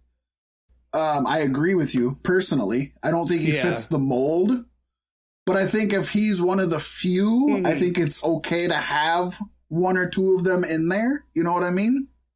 Yeah, and if it came down to All Elite getting Batista or Brock Lesnar on that kind of capacity where it's, you know, just a nice stint, but it ends timely, I think I'd rather have Batista than Lesnar. I'd like having Batista there to elevate talent. If Batista's going to be there and hold down somebody like Penta El Zero M, then I'm I not don't think cool that would with happen at All Elite, but we don't know. We have nothing to gauge off of as of right now. It's all speculation. Innuendo. Yeah, it's also been reported that Batista was at WWE headquarters to discuss his future with the company. We know that he was pushing for a WrestleMania match with Triple H back on the 1000th episode of SmackDown, but since tearing his pectoral muscle at Crown Jewel, it's unclear whether or not Paul will be cleared to wrestle by Mania. With his past in WWE, MMA, and Hollywood, the Animal could be a huge asset to a fledgling company like All Elite. But the question is, beyond the accolades, yada yada, I'm going to get rid of that. Yeah, so we just went through it. Bully Ray made a bold claim this week on Busted Open Radio that All Elite Wrestling is the Facebook of professional wrestling. It has the coolness factor behind it, and Double or Nothing selling out in just 4 minutes adds to that exponentially. Those were not his exact words, but that's me paraphrasing his statement. He did say that they're the Facebook of pro wrestling. But even probably more of an impactful claim was Chris Jericho, who released a promo congratulating AEW on their sellout, and then went on to take all of the credit, claiming that he single-handedly sold 12,000 tickets in 4 minutes, and that he is the only name to make the company credible. This was a really good look at the character that Jericho could be portraying in the company to come, and I love it. It's great. I could just see Chris Jericho running around screaming in his high-pitched voice, trying to sell 12,000 tickets in 4 minutes by hand. That'd be good shit. Oh, should we move on to Elimination Chamber picks? Pre-show, which isn't going to count towards our tally, but we're still going to make our picks. Cruiserweight Championship's on the line. Murph Dirt, Buddy Murphy, is taking on Tozawa, Akira Tozawa. Indeed. I went against Murphy last time and picked Tozawa. I don't think I'm making that same mistake again. I am Team Murph Machine. And I think Tozawa deserves something sometime. And I think he could get it this time. I said that last time. I would love to see. I was disappointed. I know, I feel bad for you for picking that. One thing I kind of hope going forward is that they, especially with allegedly there's going to be a live action remake coming out pretty soon. If they took Akira Tozawa's character and changed it to an Akira sort of gimmick from the old 80s anime Akira. With the giant blob and the rape scene, the bikers. Yeah. I would love to see him come out in that red jacket. I ever watched, which is also the first anime Xavier Woods has ever watched. First anime. It's the first anime that got me into anime. I don't know if it was the first one I ever actually watched, but it is definitely what got me hooked on anime. I never knew what a world there was in anime, and then I watched Akira. I'm going to say Akira. Go ahead. You're white. You can say it. And I had no idea what was going on the whole time, except for his sister was getting raped, and there was motorcycles, and then it got really weird, and he turned into a blob and kept growing, and You were like a lot of kids who seen it for the first time. Holy shit, there's cartoon exactly. tits. Like, there's boobs. Nobody told me there could be tits in a cartoon. I need to watch more of this kind of cartoon. Why didn't the Blockbuster guys stop us from getting this? Right. Moving on to the main card. We've got a recently christened no DQ match. Braun Strowman versus Baron Corbin. I will say the no DQ on paper favors Strowman, but no DQ in general can mean that anything could happen, so the underdog can still win. I think that's why they put that in there. I want people to go into here questioning whether Strowman's going to win it, but I think we all know Strowman's going to win it. Yeah, I'm on the page of Strowman winning it. It's no DQ, him versus Corbin. They've had this feud going on for far longer than it needs to. Far longer. Baron Corbin does not... I love slow burns and I love long storylines. Corbin does not need to be the center of anybody's long-term fucking at least not booking. in this capacity. There's better people. I enjoy Corbin from time to time. I liked him more before he cut his hair and became Constable Corbin. Yeah, but he's better in spurts, I think. He's better in, like... He's better as a flavoring, not as a meal. The guy who comes out with a fucking... kick from out of nowhere in a match he's not part of, cashes in and becomes the Universal Champion. Has a short run, but an effective run. Yeah. Next, we have the SmackDown Tag Team Championship. Miz and Mac taking on the Usos. What's the... There's an official name for them, isn't there? Maybe not. The greatest tag team in the world? I don't know that there's an official name, but I also haven't been watching the weeklies, so. Oh, I haven't either. I just seen when I was reading up on some things, I seen maybe somebody else made their own little names like we do. What do you got here, Paystee? I thought it before it happened, and even more so now that it did happen. I think even though WWE says that Uso's decisions or the shit affects his own life, I think it's going to affect business too, and I think Miz and Mac are going to keep their championships somehow. I hope it's a good match. I hope it's not stupid. Not being champions does affect his own life, so his actions could affect his own life. I'm not going to lie to the folks listening. I had originally picked the Usos, and after news dropped of the arrest, I'm like, you know what? I'm probably safer off picking Miz and Mac, because if I'm WWE, this is... I hate to judge both of them as one person, but I'm going to do that. This is strike two. Honestly, too, I think for the longest time, SmackDown, while it hasn't been the best has been the dominant tag team division. And at this point, I think it would be okay for them to rest on their laurels on the SmackDown tag division and kind of give more shine to the Raw tag division. Great. So if the championship sat on Miz and Mac through Mania, maybe past Mania, I don't see it going past Mania, but I'd be okay with it. I'd be even better if they broke up, if the Usos won and they broke up, but sticking with Miz and Mac on this one. I could see it leading to a Miz Shane McMahon match. Yeah, I've been saying that for quite a while. Yeah. Then we have the Raw Women's Championship. This is probably the match I'm most looking forward to. Two of my favorite female wrestlers on the roster right now. Two very different styles. Very different styles that seem to work well together. So far. I love Ruby Riott. I still think that she has such a bright future in the company. WWE's proved me wrong time and time again on that, but I do believe she has such a bright future in the company. With that being said, though, Ronda's the golden goose right now, and I think they want her to lay those golden eggs. How much would that fuck up all WrestleMania plans if Ruby Riott took the championship? It would make things Becky's interesting, baby. Can I get Asuka instead?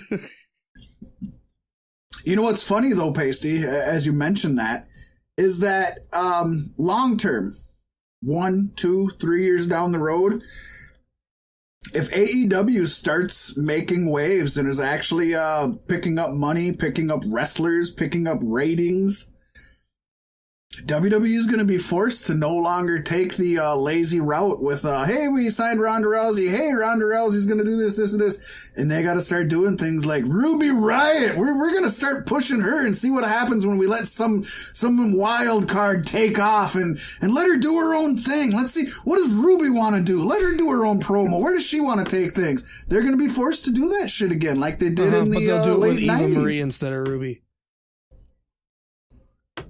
You know what? If it works, I don't care who you do it with. Nobody thought the Ringmaster was going to be amazing. To be honest, I thought Stunning Steve Austin was going to be amazing, but I didn't think when he came in as the Ringmaster. And that turned out to be one of the best Joker's cards. So I got... Right? It honestly is one of my favorite. Wow, my favorite, and since we dived into that just yesterday, ICP dropped... Did we really dive into it, or did we just slightly wade past it? I mean, you're diving into it now. We slightly waded past it. Go ahead, dive in, my friend. ICP. I'm going this way now. I love it. ICP released their new album, Fearless Fred Fury, which is the fourth Joker's card of the second deck. And I'm analyzed listening to it, so I'm listening to it like a couple songs here and there, but I'm actually sitting down and listening to it. And I'm about halfway through the album so far, and I gotta say, this is probably their best album since Jekyll Brothers. Like, wow. Big props to them. They're back to being themselves. They took 2 years on this album, and I think it really shows. And if you get a chance to listen to it, if any of you listening are old juggalos that left because it got all shitty and we like fuck all that shit, like me, it got all political. Check this album out. It sounds good. It feels like the Clowns. It feels like they love making music again. So give it a shot. Just on a one-off. It might strike you right. With that being said, who's your pick for the Raw Women's Champion? No doubt about it. There we go.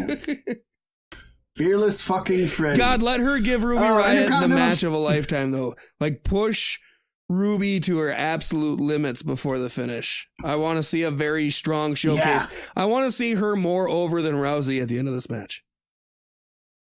This could make Ruby, depending on how they do it. And Ruby has the ability. For the love of God, the Riott Squad needs to stay Let's see how good.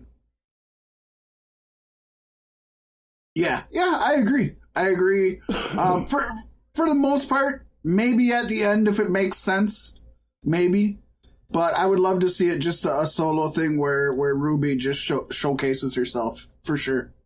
Because she is. I mean, she's what's going to come out of the Riott Squad. Sarah Logan, I would love to see something happen with her, but I feel Vince doesn't see anything in her. Liv Morgan, she's always going to have a spot no matter what, but it's never going to be a main spot. So, yeah, Ruby's definitely the last pay-per-view, we just got Brock Lesnar versus Finn Balor, and Finn Balor was like, it's the greatest opportunity to lose you could possibly have. And now the next pay-per-view, we're getting Ronda Rousey versus Ruby Riott, which could be equivalent to the female component of that match. I would love it. Next, we have the Intercontinental Championship Handicap Match Paystee. This is going to see the champion, Bobby Lashley, along with his hype man, Lio Rush, taking on the aforementioned Finn Balor. Yeah. This happened out of somewhere. Yep. I don't know much. I know that the odds are against Finn. But I also know Finn probably impressed a lot of people backstage against Brock Lesnar. So I'm gonna go out on the limb and I'm gonna say Finn walks away from this the Intercontinental Champion. Sorry, Lashley, we know Vince, and February is almost over. Yeah. Don't know what the storyline is. I don't know what the storyline is, but I'm going to see, I think Bobby Lashley goes.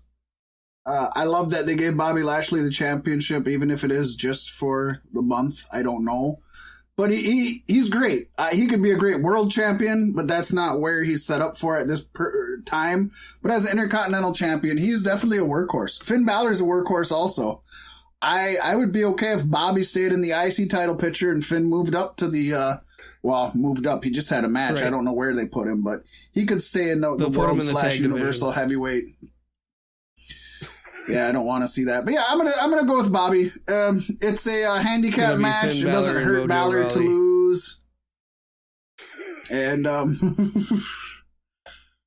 yeah, we don't get hype. We Finn hype. I'm going with Bobby Lashley. We don't get demon. We stay demon. Yeah, I think that'll be a good match though too.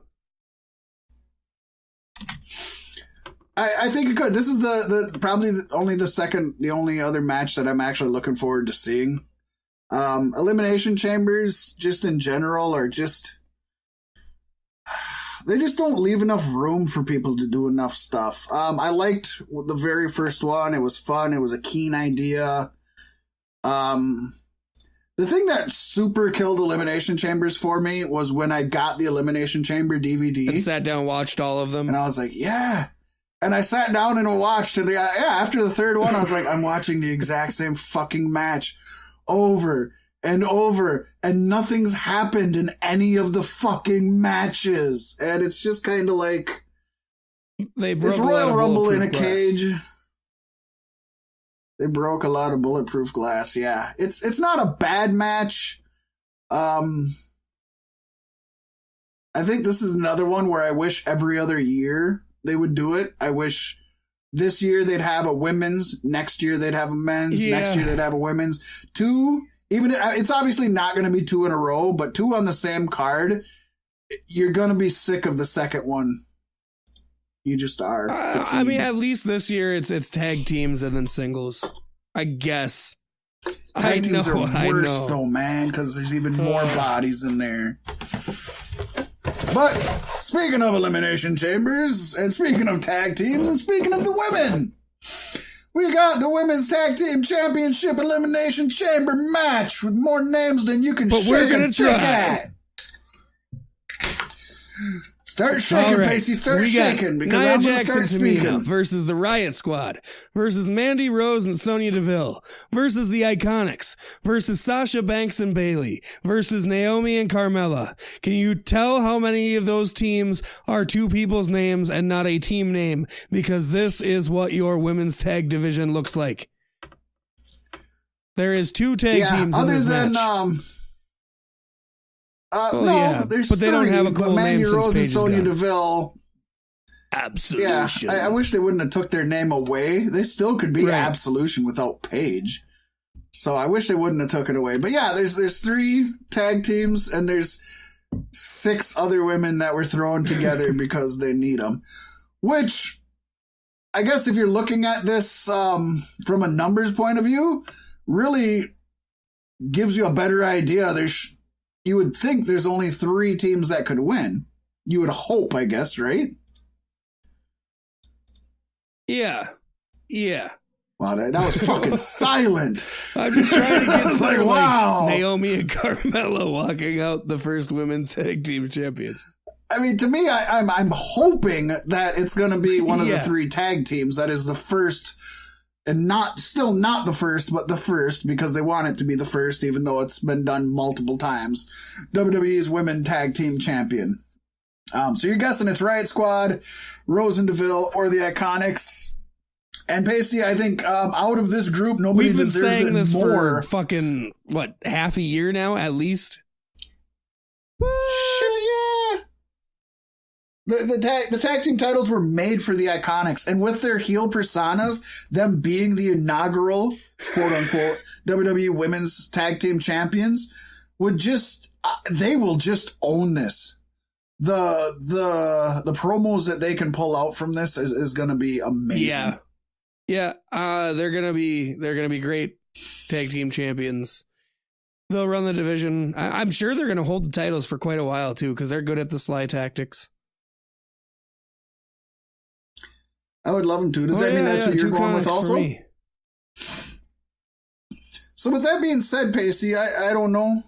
Neither one of us are watching WWE regularly on a weekly basis. Have they mentioned how they're going to go through with this one set of tag team titles? Are they going to defend on both shows? Is it going to be... Okay, It is. They've mentioned that. Maybe they should do that with the men's division too, huh? Just knock it down to one set of titles. Yeah. Is that what you're talking about? I would agree. One set of men's tag team championships and one set of women's. I'm okay with that. I personally would just prefer one set all around. They're trying to push that intergender wrestling stuff, and so I'm like, why are you bringing in new women's championships then? Because if you're going to have intergender matches, shouldn't there just be one set of titles for everybody to compete for? It'll be interesting where that goes.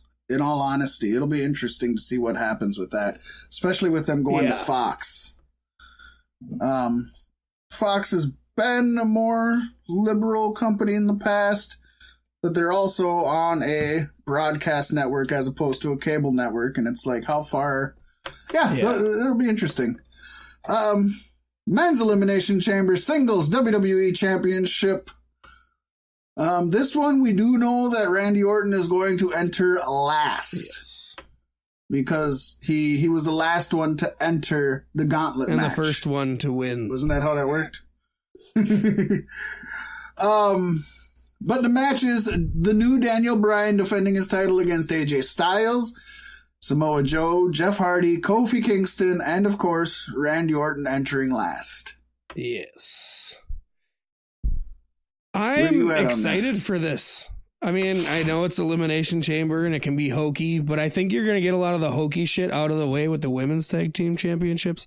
Like, that's going to be... The Iconics are going to be the ones to find a way to keep their fucking cage shut longer. And, that's all that corny shit will play out there. And I think with this cast of people, I think you can have a really good match.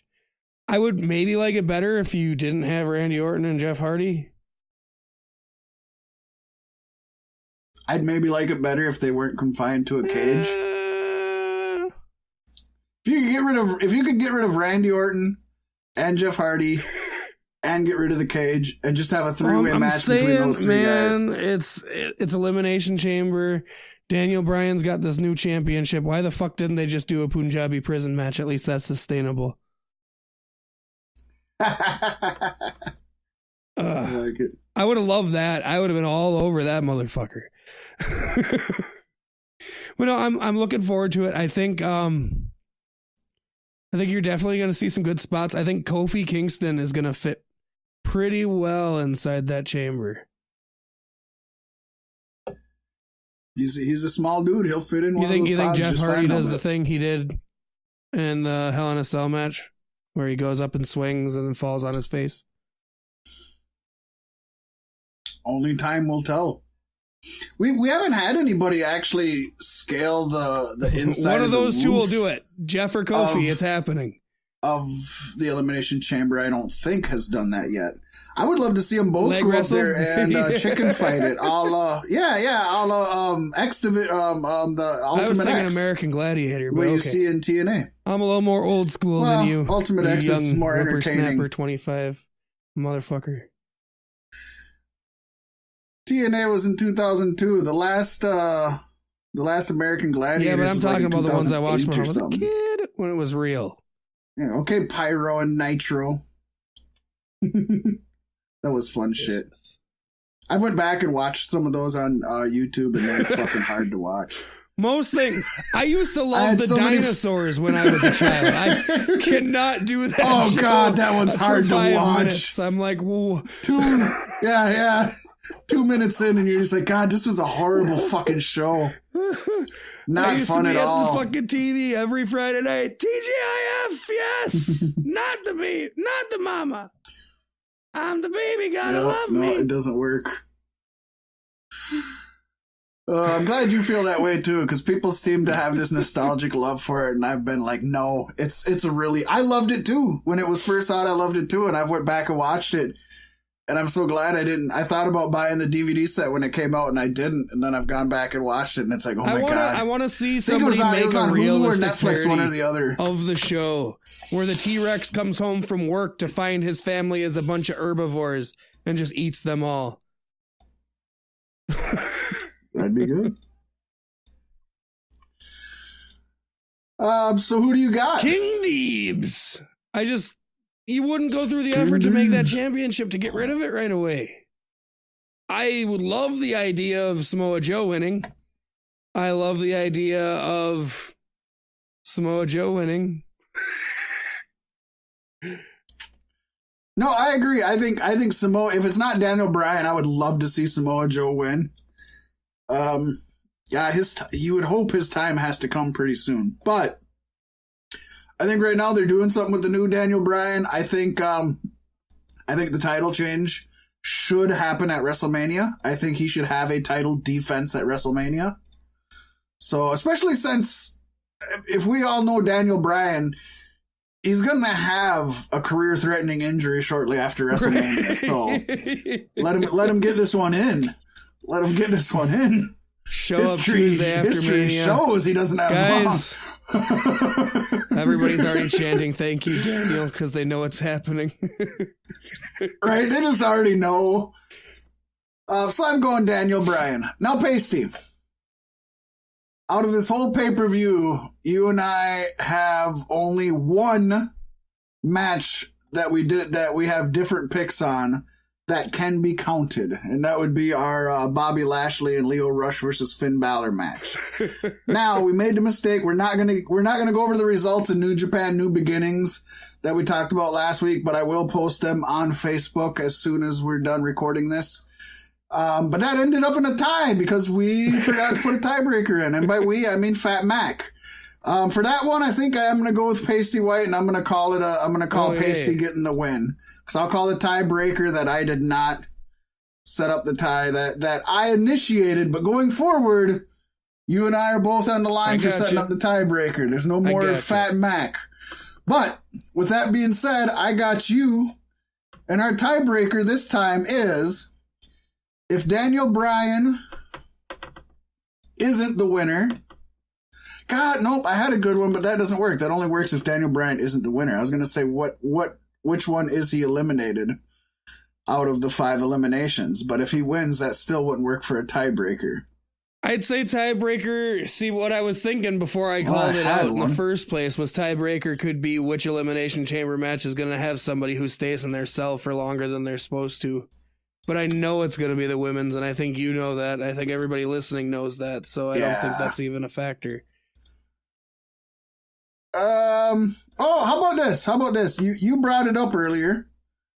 How about does the Riot Squad interfere with the Raw's women's match? I'll take no, if that's okay with you. Okay. I'll take yes. So, Riot Squad interfere in title match. Gotta be specific in case they interfere in the Elimination Chamber match or something. You know. I know, that's why I have to be specific, because I don't want you being like, well, I guess I get the win, but like, they interfered, they wrestled, but I'd still get the win because I'm going to say yes. So Paystee says no. I think you got the good chance yes. There, too. Well, hopefully it doesn't come down to it. Hopefully Lashley just wins the IC title anyways. No, I mean, I hope that I just win it and we don't have to worry about it. Because the only way that we're going to come up with a tiebreaker, since we've picked everything except the one, is if something happens like a non-finish on that one. Don't. I guess you could. It doesn't matter either way. Something's gonna push us one way or the other. But yeah, we're banking on the Lashley Balor match to be the deciding factor. Because again, folks, in case you don't follow us every single week, the tiebreaker is only in effect if there is a tie. So nobody gets extra points for the Riot Squad interfering unless we have a tie. And then of course, it'll come down the pre-show does not matter. You know what does matter? It never has and it never will. What matters? What's that? Is that you, the listeners, have made it this far. This is the part of the show where we would like to expose ourselves to you. And tell you to check out facebook.com/Beef Sticks Podcast to keep up. Some good content comes out. You don't want to miss it. You can also find us on Twitter at Beef Sticks CSB, on Instagram at Beef Sticks Podcast, and wherever fine podcasts are sold. Fuck, check us out on YouTube. We're there too. We got some videos from the old days. We might be coming back with that soon. Yes, and if you feel like you want to drop us a line, send us an email at beefstickspodcast@gmail.com. Tell us your opinions. Let us know what kind of games you'd like. Let us know your picks for upcoming pay-per-views. Or just tell Paystee how he's wrong and Fat Mack's right. Because that's always the case. Speaking of games, I do believe next week or the week after we might be coming at you with a brand new game from the mind of the Mac himself.